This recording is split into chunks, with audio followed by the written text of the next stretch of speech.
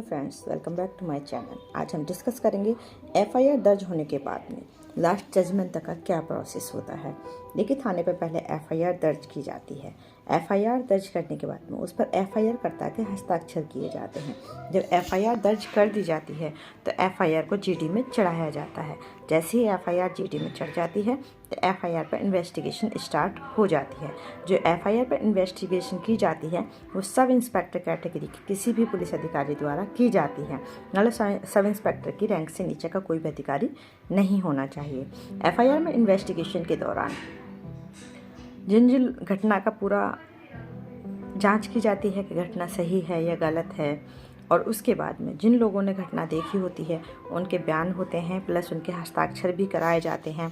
घटना से संबंधित समस्त तथ्यों का अध्ययन किया जाता है, घटना से संबंधित साक्ष्यों को कलेक्ट किया जाता है और घटना की पुष्टि की जाती है। जैसे ही घटना की पूरी पुष्टि की जाती है, जितना समय इन्वेस्टिगेशन के लिए उन्हें मिला होता है, पुलिस वालों को मिला होता है, उतने समय में उन्हें इन्वेस्टिगेशन अपनी पूर्ण करने के बाद में चार्जशीट तैयार करके कोर्ट में भेजनी होती है।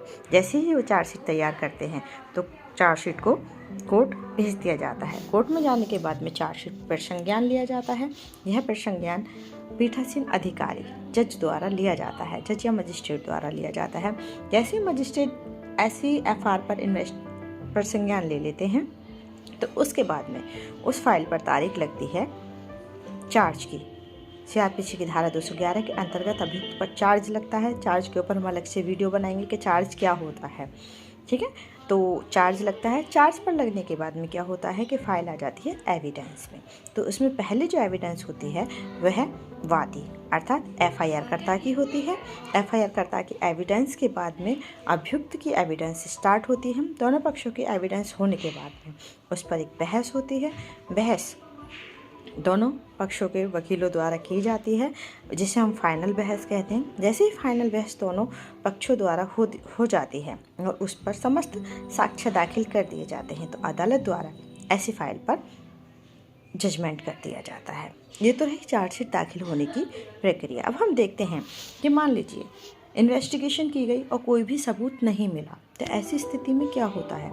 ऐसी स्थिति में होता यह है कि मान लीजिए सबूतों के अभाव में या एफआईआर के झूठा पाए जाने की स्थिति में या दोनों पक्षकारों के समझौता होने की स्थिति में पुलिस द्वारा चार्जशीट दाखिल ना करके एफआईआर दाखिल करी जाती है।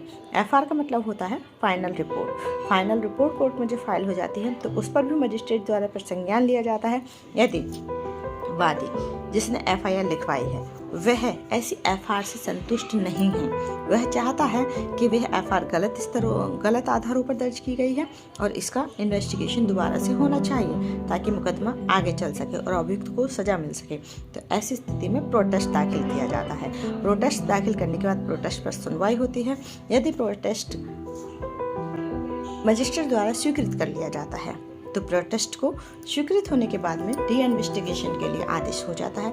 यदि मजिस्ट्रेट को लगता है कि ऐसा कोई पर्याप्त आधार नहीं है जिससे कि प्रोटेस्ट को स्वीकृत किया जाए, एफआईआर फाइनल है और सही स्तरों पर आधारों पर दाखिल की गई है, तो वह एफआईआर को कंटिन्यू बनाए रखता है। एफआईआर को कंटिन्यू बनाने के बाद में उस पर एक जजमेंट हो जाता है। इस स्थिति में मान लीजिए अलग स्थिति ये है कि अगर एफआईआर को बिना प्रोटेस्ट दाखिल करे एफआईआर कर्ता द्वारा स्वीकृत कर लिया जाता है तो क्या होता है।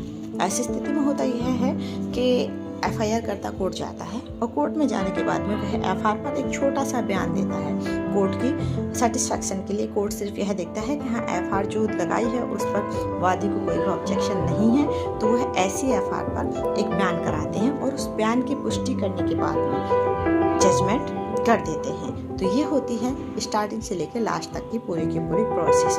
ऐसी और अधिक जानकारियाँ पाने के लिए आप मेरे चैनल को सब्सक्राइब करें, वीडियो को लाइक करें और शेयर करें। Thank you so much.